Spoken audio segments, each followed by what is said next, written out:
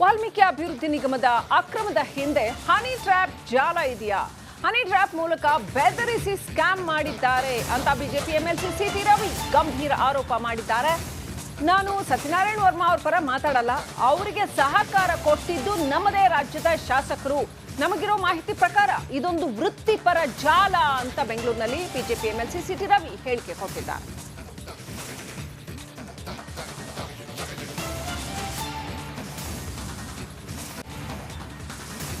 ನಾನು ಸತ್ಯರಾಜ್ ವರ್ಮಾ ಅವ್ರನ್ನ ಸಮರ್ಥಿಸಕ್ಕೆ ಹೋಗಲ್ಲ.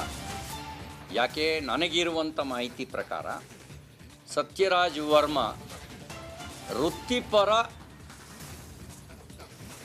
ಡ್ಯಾಶ್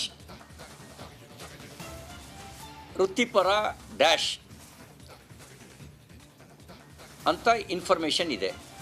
ಮತ್ತು ಈ ರೀತಿ ಹಲವು ರಾಜ್ಯಗಳಲ್ಲಿ ನಡೆದಿರ್ತಕ್ಕಂಥ ಹಗರಣಗಳಲ್ಲಿ ಅವರ ಪಾತ್ರ ಇದೆ ಅನ್ನುವಂಥ ಒಂದು ಇನ್ಫಾರ್ಮೇಷನು ನನಗೆ ಬಂದಿದೆ. ಹಾಗಾಗಿ ನಾನು ಅವ್ರನ್ನ ಸಮರ್ಥಿಸಕ್ಕೆ ಹೋಗೋದಿಲ್ಲ. ಆದರೆ ಆ ಸತ್ಯರಾಜ್ ವರ್ಮಾ ಹೇಗೆ ಕಿಂಗ್ ಪಿನ್ನು, ಅವರಿಗೆ ಸಹಕರಿಸಿದವರು ನಮ್ಮದೇ ರಾಜ್ಯದ ಸಚಿವರುಗಳು, ನಮ್ಮದೇ ಶಾಸಕರು, ನಮ್ಮದೇ ನಿಗಮ ಮಂಡಳಿಯ ಅಧ್ಯಕ್ಷರು, ನಮ್ಮ ರಾಜ್ಯದವರು. ಇವರು ಸಹಕರಿಸ್ತಾ ಇದ್ದರೆ ಸತ್ಯರಾಜ್ ವರ್ಮಾ ಏನು ಮಾಡೋಕ್ಕಾಗ್ತಿರ್ಲಿಲ್ಲ. ಇವರು ಸಹಕರಿಸಿದ ಕಾರಣ ಏನು?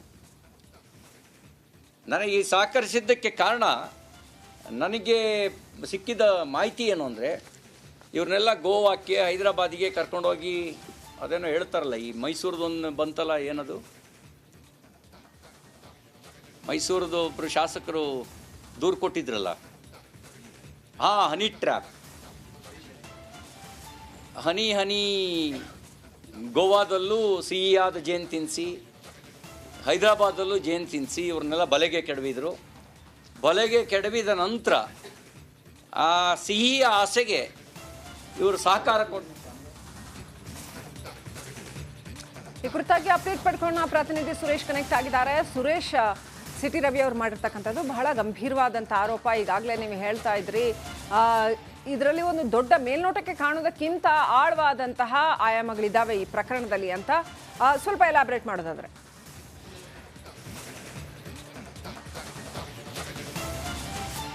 ಎಸ್ ಶ್ರೀಲಕ್ಷ್ಮಿ, ವಾಲ್ಮೀಕಿ ಅಭಿವೃದ್ಧಿ ನಿಗಮದ ಅವ್ಯವಹಾರ ಪ್ರಕರಣ ದಿನಕ್ಕೊಂದು ತಿರುವುಗಳನ್ನು ಪಡ್ಕೊಳ್ತಾ ಇರ್ತಕ್ಕಂಥದ್ದು. ಇದರ ಜೊತೆಗೆ ಇವತ್ತಿನ ಒಂದು ಪ್ರಕರಣ ಇವತ್ತಿನ ಒಂದು ಸಿಟಿ ರವಿ ಅವರ ಹೇಳಿಕೆಯನ್ನು ನೋಡೋದಾದರೆ ಅದು ಈಗ ಒಂದು ಹೊಸ ತಿರುವನ್ನೇ ಪಡ್ಕೊಂಡಿರ್ತಕ್ಕಂಥದ್ದು. ಯಾಕೆಂತಂದರೆ ಈ ಪ್ರಕರಣಕ್ಕೆ ಈವರೆಗೂ ಇಲ್ಲದಂತಹ ಒಂದು ಲಿಂಕು ನಂಟು ಅದು ಇವತ್ತು ಸಿಟಿ ರವಿ ಅವರು ಒಂದು ತಮ್ಮ ಸ್ಫೋಟಕ ಹೇಳಿಕೆ ಮೂಲಕ ಸಿಡಿಸಿರ್ತಕ್ಕಂಥದ್ದು.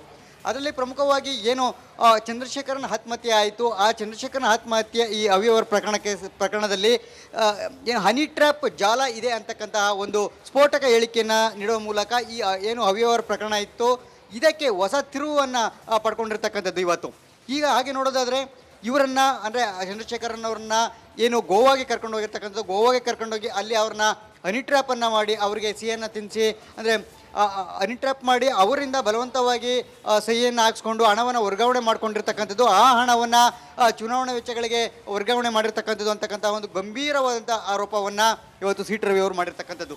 ಸೊ ಈ ಸಿಟಿ ರವಿ ಅವರ ಇವತ್ತು ಸಿಡ್ತಿರುವಂಥ ಪ್ರಕರಣ ಇದು ಮುಂದೆ ಯಾವ ತಿರುವನ್ನು ಪಡೆದುಕೊಳ್ಳುತ್ತೆ ಅಂತಕ್ಕಂಥದ್ದು ಕೂಡ ಭಾಳ ಕುತೂಹಲ. ಯಾಕೆಂತಂದರೆ ಈಗ ಸದ್ಯ ನಡೀತಿರ್ತಕ್ಕಂಥ ಏನು SIT ತನಿಖೆ ಇದೆ, ಆ SIT ತನಿಖೆಯಲ್ಲಿ ಎಲ್ಲಿಯೂ ಕೂಡ ಏನು ಪ್ರಮುಖವಾದಂತಹ ಆರೋಪಿಗಳಂತ ಏನು ಹೇಳ್ತಾ ಇದ್ದಾರೆ, ಡೆತ್ ನೋಟ್ನಲ್ಲಿ ಉಲ್ಲೇಖ ಆಗಿರ್ತಕ್ಕಂತಹ ಏನು ನಾಗೇಂದ್ರ ಅವರ ಹೆಸರಿರ್ಬೋದು, ಅವರನ್ನು ಕೂಡ FIR ಅಲ್ಲಿ ಸೇರಿಸಿಲ್ಲ. ಜೊತೆಗೆ ಅವರನ್ನು ಕೂಡ ಈವರೆಗೂ ಕೂಡ ವಿಚಾರಣೆ ಮಾಡುವಂಥ ಕೆಲಸಕ್ಕೆ ಹೋಗಿಲ್ಲ. ಇದೆಲ್ಲ ಒಂದು ಕಡೆ. ಆದರೆ ಈಗ ಏನು ಆರೋಪಿ 13 ಇದ್ದಾರೆ ಆರೋಪಿ. Right, thank you Suresh, details.